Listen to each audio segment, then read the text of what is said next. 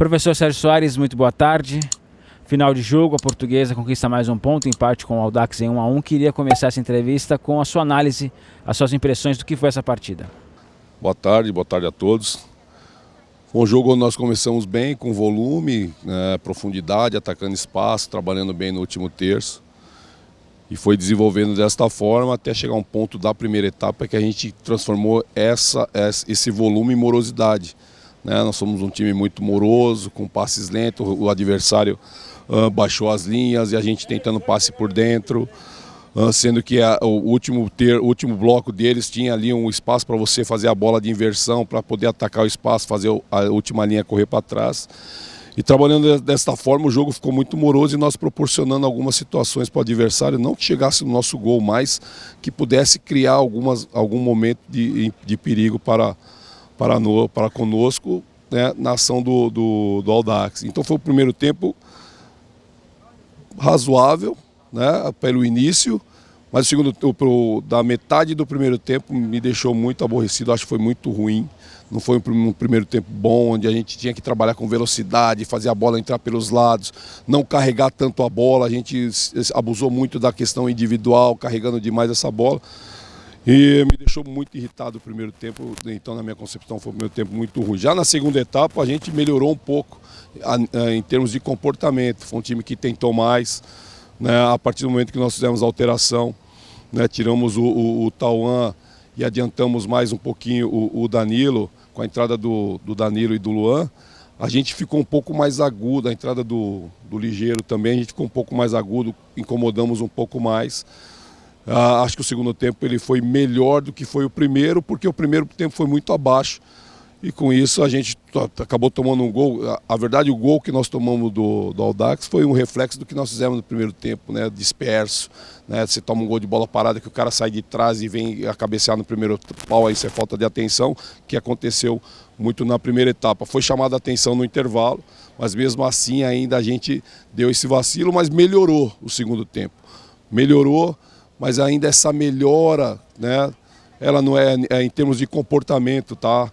A gente precisa ter um comportamento melhor, comportamento de um time que sabe o que quer, que sabe onde está, que sabe onde vai chegar. E é isso que eu já cobri com eles no vestiário. Professor, algumas perguntas chegaram por parte da imprensa e vou repassá-las ao senhor, começando pela pergunta do Rossano Campos, da Sociedade News. Até que ponto o Daniel Costa faz falta na questão tática ao time, nas bolas paradas, como cérebro da equipe? O Giovani e o Danilo Pereira são bons jogadores, mas não conseguiram desempenhar o mesmo papel. Olha, o Daniel é um jogador importante, a gente sabe disso, né? O Daniel é um cara que faz a construção ofensiva do nosso time. Só que o Daniel hoje, a gente teria que preservar o Daniel. Né? E em preservar o Daniel, você tem que buscar as alternativas, jogadores da posição. O Giovani é um jogador da posição. Eu entendo que você precisa de ritmo. Né? O Giovani, hoje que ele veio jogar, na primeira vez que ele jogou na posição dele, né? Ele teve 2, 3 oportunidades, mas jogando pelo lado. E claro que você sente um pouco, e a falta o problema de nós não termos treinamento, e isso também atrapalha um pouquinho, né? Não adianta você falar assim, pô, eu vou cobrar do jogador, mas pô, a gente treina muito pouco, a gente joga e treina, aí você tem que mudar, aí você tem que tentar na conversa. Então eu dou um desconto para os jogadores, né? Eu sei da importância do Daniel, sei o quanto o Daniel representa dentro do nosso time.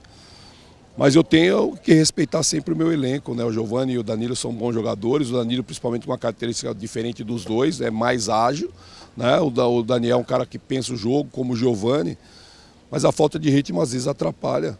Né? Mas assim, eu gosto de valorizar aquele que entra. Né? O Giovani fez o que ele de repente conseguia fazer. E o Danilo é um cara que vem entrando sempre, o Daniel é uma exceção. A pergunta agora é do Lucas Ventura, do Netlusa. Ele diz o seguinte, que o Léo Castro não rende como 9. Se ele não poderia jogar por trás do atacante como jogou ano passado? Olha, o Léo tem característica para ser um falso 9, né? Para trabalhar por trás também. Né? A gente conversa muito com o atleta, né? A gente conversa com o atleta onde ele se sente confortável. O Léo se sente confortável fazendo referência. Essa falsa referência que sai, que vem buscar. Várias vezes ele saiu da linha, trabalhou entre linhas. E dentro dessa movimentação do Léo, A gente tem o Léo como homem, o Léo tem a 9 nas costas, mas o Léo não é o 9 de característica, o Léo é o 9 de mobilidade. E dentro dessa função, Lucas, ele consegue fazer ser o 9 de mobilidade, trabalhando como esse falso, com esse 10, 8,5 que a gente falava. Ele faz as duas funções dentro do jogo, ele não fica lá trabalhando com os zagueiros, brigando, ele vem buscar e claro que ele se sente confortável assim. Eu respeito muito onde o jogador se sente confortável, de repente dentro da tua visão, é uma opinião sua, mas a gente tem o dia a dia e no nosso dia a dia o Léo se sente confortável fazendo um 9 de mobilidade.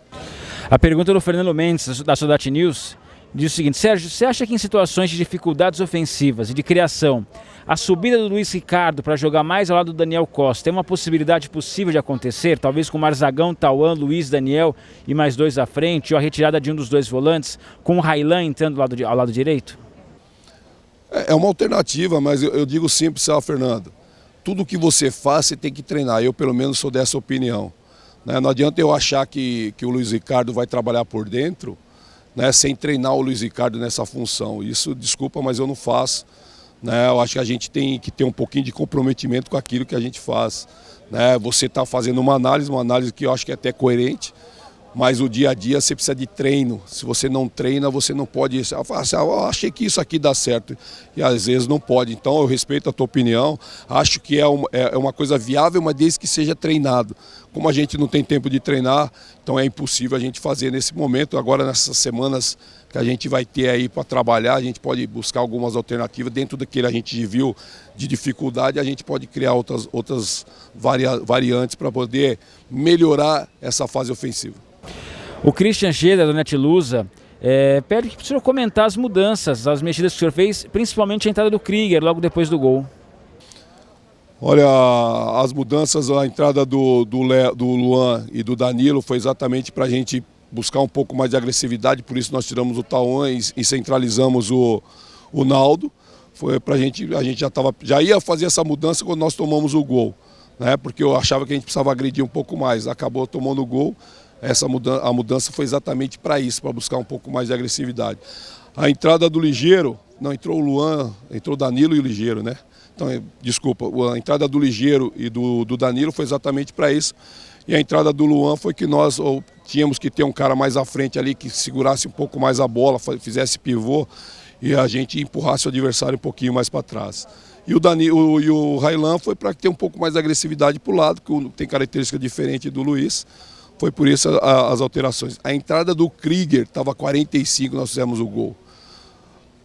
Como eu já explanei aqui que a gente não estava num bom dia, quando você não está num bom dia, você não perde. Então a entrada do Krieger foi para reestruturar o meio-campo, para a gente não correr risco.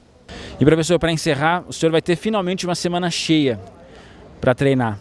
Qual que é a importância desse período, dessa semana cheia de treinamentos que o senhor tem entre o jogo de hoje e o próximo jogo contra a Portuguesa Santista? Olha, Dom, é muito importante a gente ganhar no descanso, né? A gente vai trabalhar, mas a gente também tem que ganhar no descanso, que houve um desgaste muito grande dentro dessa trajetória. E a semana cheia, muitos falam, agora tem tempo para treinar.